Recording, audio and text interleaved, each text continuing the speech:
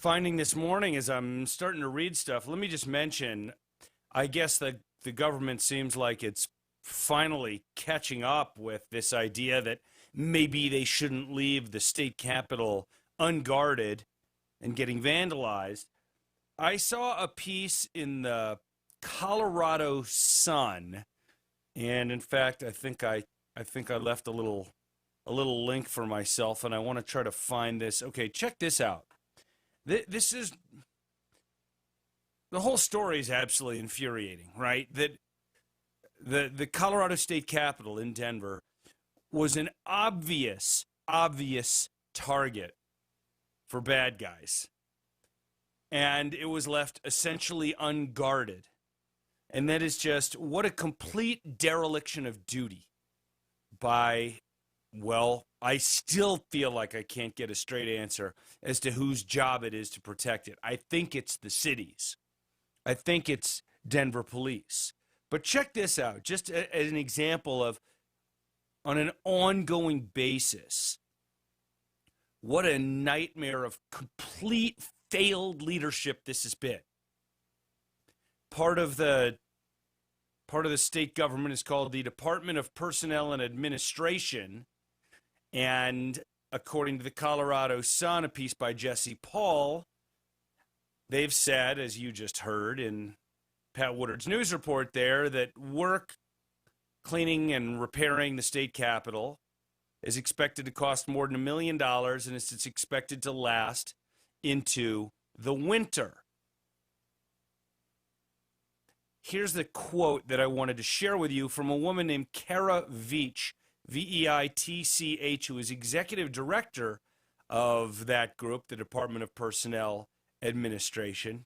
She said, and I quote, "We have been addressing these issues since day one as they have arisen, but unfortunately those efforts have gone largely unnoticed as vandalism continued every day for weeks."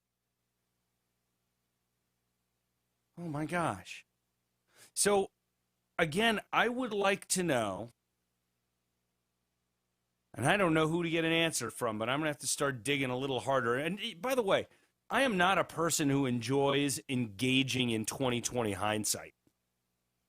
I'm not a person who likes to spend a lot of time talking about why didn't you do this or that thing in the past. I like to think about the present and the future. But this is unacceptable. And somebody's got to be called onto the carpet for this. The idea that our state capitol would be defaced, damaged, and vandalized, and that between the city police and the state police and whoever else might be out there, Denver sheriff, I don't know, that they allowed our Capitol building to be vandalized. Again, according to this person who's not some conservative activist, she's executive director of the Department of Personnel Administration. She says that this building was vandalized every day for weeks. And it sounds like it might still be happening. Really, why are there not, doesn't need to be a huge number, probably more than one. Why are there not 2 or 3 law enforcement officers? Do it as a joint operation. You know, the way the military might do a joint operation between the Marines and the Navy, or the Air Force and the Army, or whatever. Do a joint operation. Have 1 or 2 officers from Denver Police. Have 1 or 2 officers from State Patrol. Heck, have a National Guardsman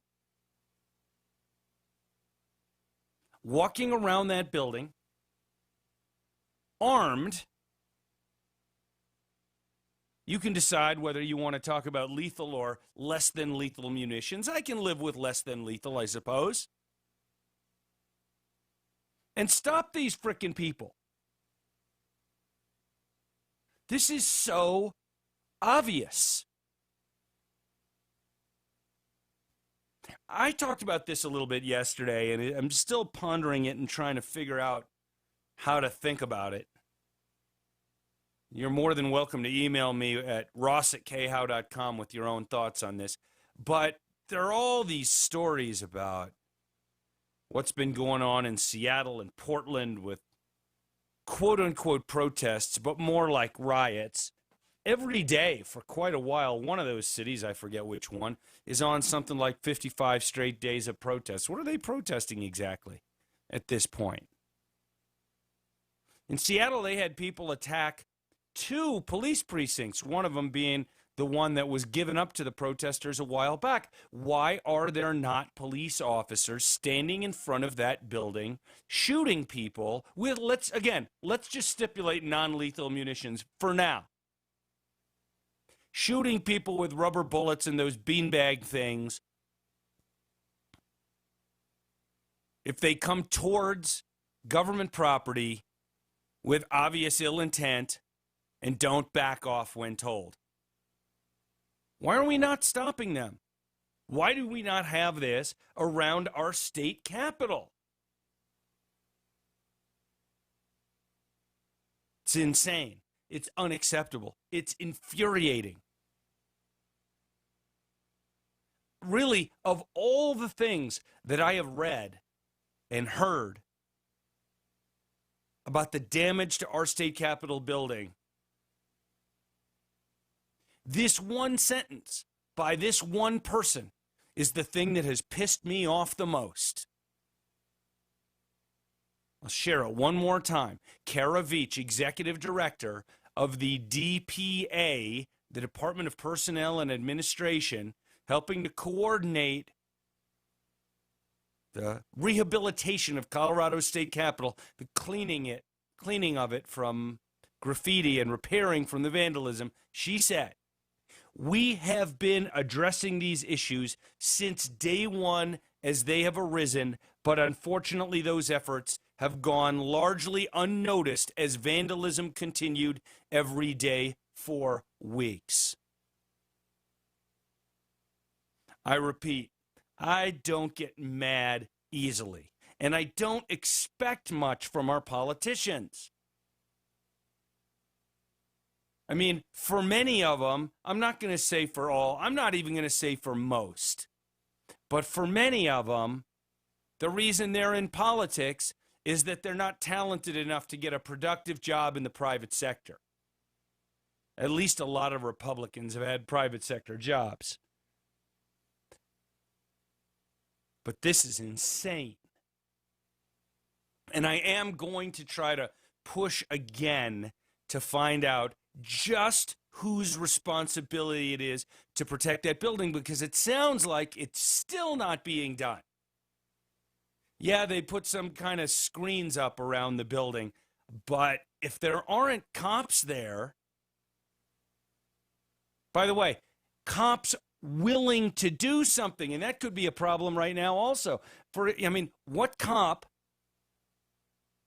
in July of 2020 is actually going to be willing to shoot with non-lethal munitions, like one of those beanbag things, someone who is damaging our state capitol? What if he thinks the person who's doing it isn't white? You think that cop is going to take that chance these days? I don't. I still say,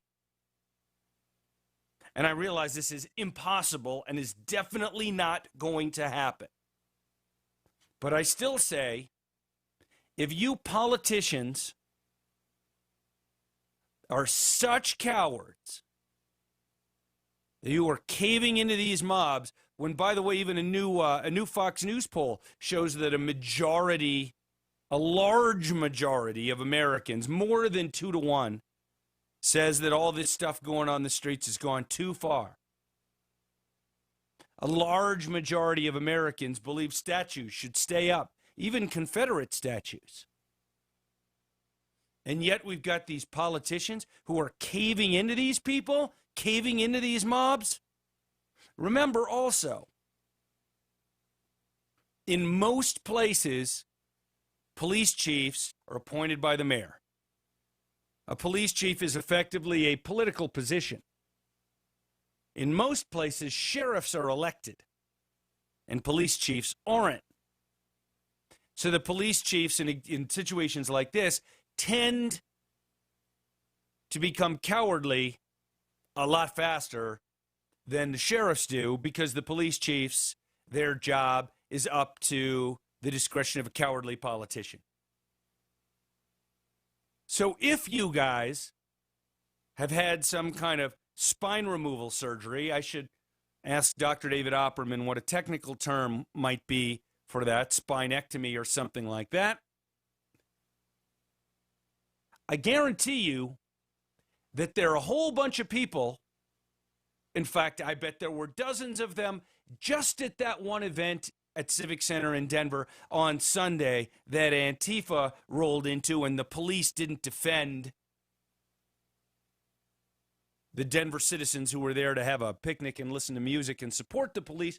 The police didn't adequately defend them, with Chief Paul Pazin saying, well, they told us they could handle security. Don't you know what your freaking job is? If you don't know what your job is,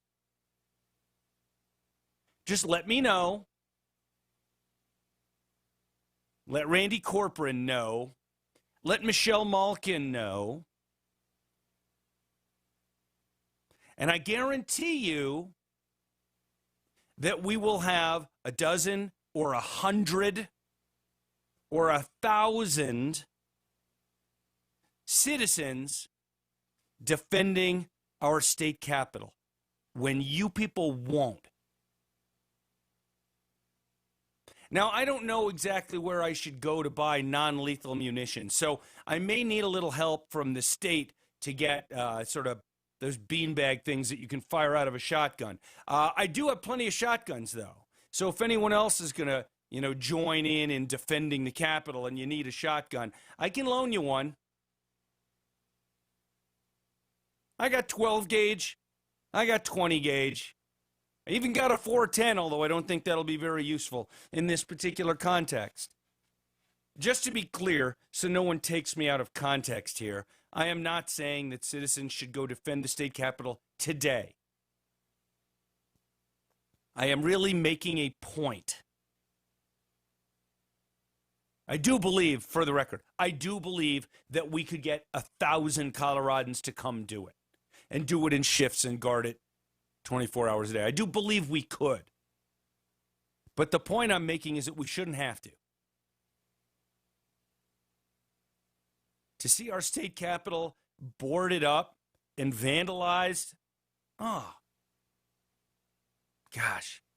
I'll tell you what, it's really rare that a news story pisses me off so much that I talk about it every day for a few days in a row. It's really not my style. But to me, this symbolizes something really big. This symbolizes a drift, a descent into chaos. And often you hear the word adjective applied to that kind of thing. A slow drift into chaos. It's not slow. It's fast.